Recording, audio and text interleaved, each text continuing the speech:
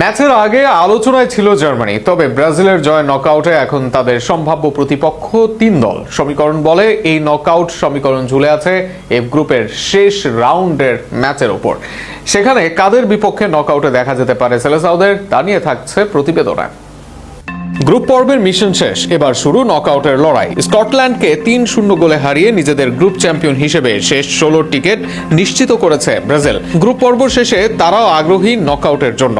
তবে এখন সবচেয়ে বড় প্রশ্ন, নকআউটে কাদের মুখোমুখি হবে কার্লো আনচেলত্তির দল। ম্যাচের আগে আলোচনায় সবচেয়ে বেশি ছিল জার্মানির নাম, কিন্তু গ্রুপ পর্বের সমীকরণ বদলে যাওয়ায় আপাতত সেই সম্ভাবনা নেই। কেননা গ্রুপের তৃতীয় না হওয়ায় জার্মানির সামনে পড়তে হবে সেলেসাওদের। বরং এফ গ্রুপের শেষ রাউন্ডের ম্যাচের উপর নির্ভর করছে ব্রাজিলের প্রতিপক্ষ। বর্তমান সমীকরণ অনুযায়ী জাপান, নেদারল্যান্ডস কিংবা সুইডেন, এই 3 দলের যে কোনো একটির বিপক্ষে মাঠে নামতে পারে সেলেসাওরা।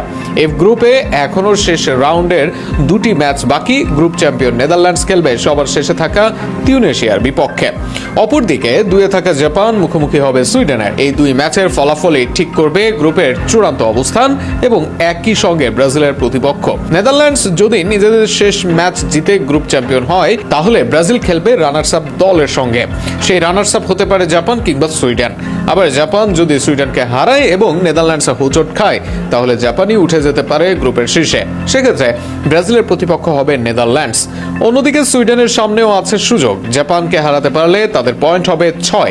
সেক্ষেত্রে জাপানকে টপকে গ্রুপে 2 নম্বরে উঠে যাবে ইউরোপিয়ান দলটি। অপরদিকে যদি শেষ ম্যাচে জয় পায় নেদারল্যান্ডস, তবে তারা 7 পয়েন্ট নিয়ে থাকবে সুইডেনের উপর। সেক্ষেত্রে তারা হবে গ্রুপ চ্যাম্পিয়ন।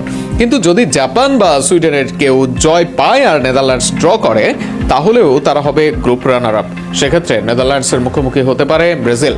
তবে বাস্তবিকভাবে ম্যাচটা ঝুলে আছে জাপান সুইডেন ম্যাচে, যেখানে ড্র হলেই জাপান অনেকটাই হবে ব্রাজিলের প্রতিপক্ষ, আর হেরে গেলে সুইডেন হতে পারে সেলেসাওদের সম্ভাব্য প্রতিপক্ষ। কেননা তিউনেশিয়ার বিপক্ষে ফেভারিটের তকমা নিয়েই নামবে নেদারল্যান্ডস। সব মিলিয়ে 3 দলের সামনেই সম্ভাবনা আছে ব্রাজিলের প্রতিপক্ষ হওয়ার। শেষ ম্যাচের ফলাফল নির্ধারণ করবে কাদেরকে প্রতিপক্ষ হিসেবে পাবে সেলেসাওরা।